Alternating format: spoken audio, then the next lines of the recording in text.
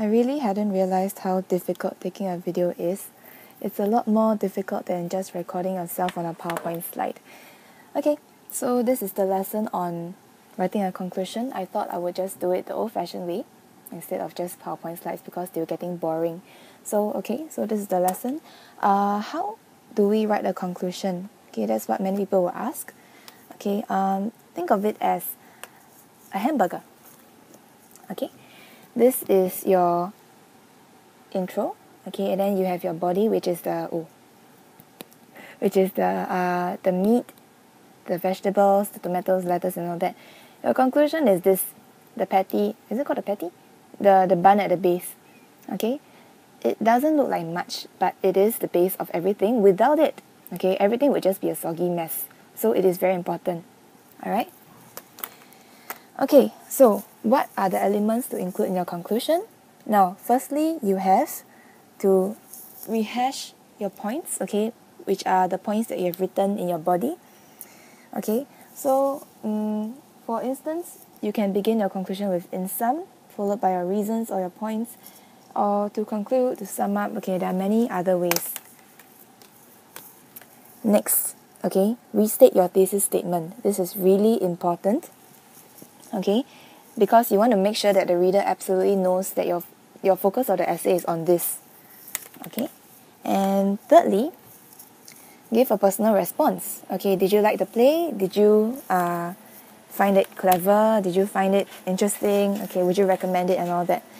Okay, so let me give you an example, alright?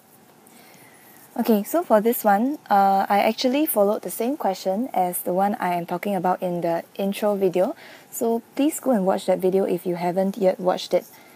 Okay, so this is what I mean by a conclusion. Of course, this is only one part of it. Okay, here you see, I'm sure you can read it on your own. Okay, why it is essential. Okay, we are talking about how essential conflict is. And here are basically your points, rehashing your points. Okay. This is the second part.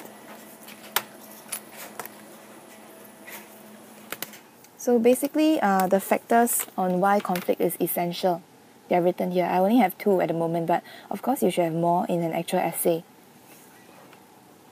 Okay, so I've ended here for my rehashing of points.